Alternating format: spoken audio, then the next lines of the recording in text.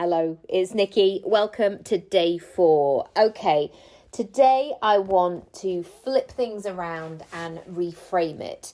And hopefully this will have the sense of, when, I don't know if, maybe you have, maybe you haven't, but whenever you feel your back crack, this is like the result of being a dancer for many years, where suddenly I can get up from a chair and I can just feel that and it's a glorious feeling. And hopefully this reframe today will have that desired effect if you're into that kind of thing. So one of the things that is always shared when we are going through a growth period, or perhaps when we're starting with our business, with our personal brand, is this sense that we should plan our business, that we should create a business plan, that we should have a strategy, that we should have things in place, that we know what our next quarter numbers are. And I'm going to invite you to, yes, of course, plan your business, plan your personal brand. But firstly, plan your life. And this is absolutely essential. Because otherwise what can happen is you can get so into your business, or perhaps sometimes this happens when people have gone from a corporate role where they're like, I never want to do 9 to 5 again, and I want to create my own hours, and then suddenly they get stuck into their brand and they're doing all of the things, and they get to a point where they're like, oh, I'm working way more than I was before and I'm earning less. And I can't stop thinking about my business, and I don't have any work-life balance, and I always feel like there's something to do.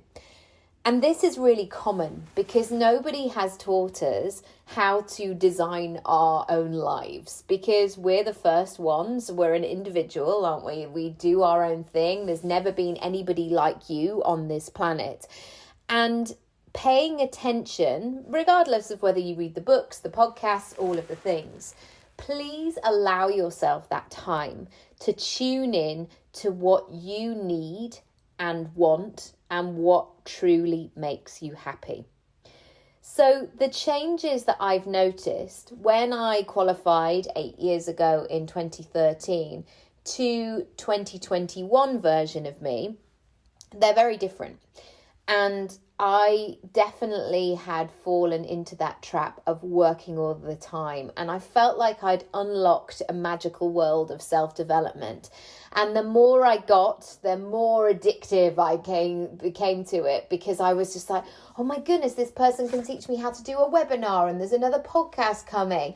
And I became such a hungry learner.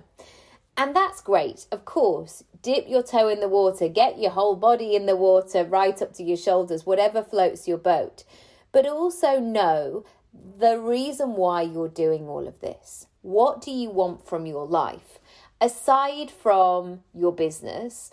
And I think I've really realized this over the last 8 years, because my life has actually changed quite significantly. I still live in the same area. I'm still with the same man. I still drink a lot of cups of tea. I still have similar friends, but also I look at life in quite a different way. And I've really stepped into this sense of ownership of my life. And at times that was really painful, because of course we all want to play the victim, or we want to say, well, I'm too old, or I'm too tall, or I'm never too tall, by the way, I'm 5'2", but this hasn't happened because of X, Y, and Z. We want to go into that blame game. And that pressure of being able to plan your life, and of course we can't plan for everything because different scenarios come along to perhaps challenge us or that were unexpected.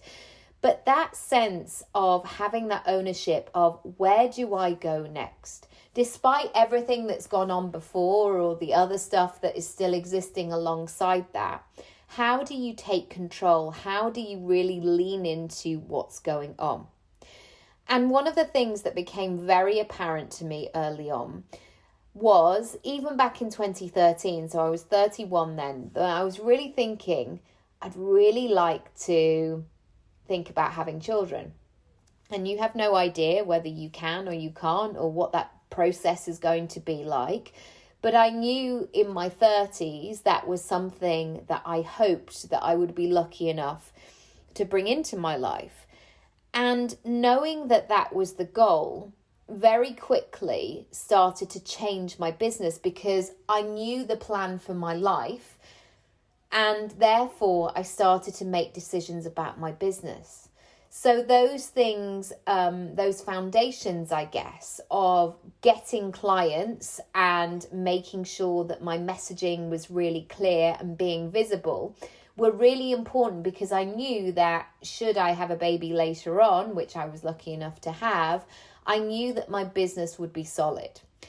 And certainly when I had my son in 2015, I thought my business was solid. Oh, I thought it was so solid, but it wasn't. It really wasn't. It still heavily relied on me cashing in my time for money and waiting for a contract or waiting to be paid, or I just hadn't found that way that I could create something and I would know how to market that.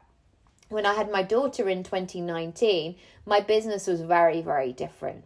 And therefore, I could make different decisions. Therefore, things became easier and I was able to juggle it much better, I guess. And I was able to, I was able to sleep much better. That's not necessarily the case, because babies are still babies, right? I was still up a lot in the night, but I didn't have that panic. I didn't have that sense of like, I have no idea what I'm doing. I'm winging it. And every time, whenever I went on Instagram in 2015, 2016, this was a real pattern of everybody wearing sweatshirts with winging it on. And I knew that it was sort of jovial and fun and comical, like, oh, I'm so winging it. But actually winging it for me didn't feel good. And I realized in my business, or in my life, I guess, I don't want to be winging it. I want to feel really good. I want to have solid foundations. Another thing that came up for me was that I had to really be clear about what my creative life meant to me, which I know is a bit of I'm not going to swear, but you know what I'm saying. Especially as a northerner, like, oh, my creative life, I've got to pay attention to it. But when I left drama school, I had no idea how to build a business around acting, essentially. So I've told this story loads of times, but I was really lucky to be spotted at a showcase, and I left drama school 6 months early, and I landed 2 jobs back to back, all from this showcase. And so I really felt like I hit the ground running in terms of acting. But if anybody knows the entertainment industry, it's all based on contracts. So 6 months later, I'd had a bulk and a really great body of work. I'd done about 5 jobs by that point. And then I had no work. And I was like, okay, so what happens now? And I basically, for the next 10 years after that, really stressed myself out trying to have this creative life, but also trying to earn money at the same time. So I was running across London. I would end up pulling myself out of the game sometimes because, making rent payments was even more important, especially in my 20s, where I was like, I'm just that kind of really tricky age now where I don't want to go, Mum, can you just help me out a little bit? Because I'd never been that person. I'd been fiercely independent, and it was tricky when I had to do that. It really affected me, because it really made me feel like a failure, asking for help. And I'd always been a strong, independent woman. And when those moments come along where you have to be humble, it's always an indication for me that it's time for a change. It's time for a shift. It's time to reflect on this and really check in and see what's going on. Another thing that has really come up for me over the years is whenever I hear people talking in this way of live for the weekend, or, oh, happy Wednesday, hump day, or, 15 weeks in advance doing the countdown for their holiday and not living in the moment, that was something I never wanted to do. I never wanted to feel like I was wishing my life away or wishing my time away and going, okay, so I've only got 5 more days until I'm on my holidays, or just being that being that person who was so grumpy around an office or just hating every moment of it. I just thought, gosh, life is so precious. And that's not to say that I wake up every morning and I'm like, guys, I feel amazing, I'm so excited.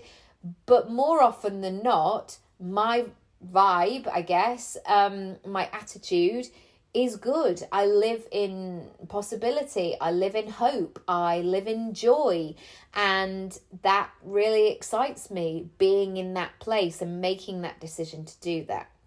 And I'm being quite careful here because I know that's come from a privileged position, and I know that it's not as easy for everybody. But also, I must say that a lot of hard work has gone into this, in really cultivating my life. And going along this process, it has meant some awkward conversations. It has meant putting a firm boundary in place when maybe I should be doing what everybody else is doing.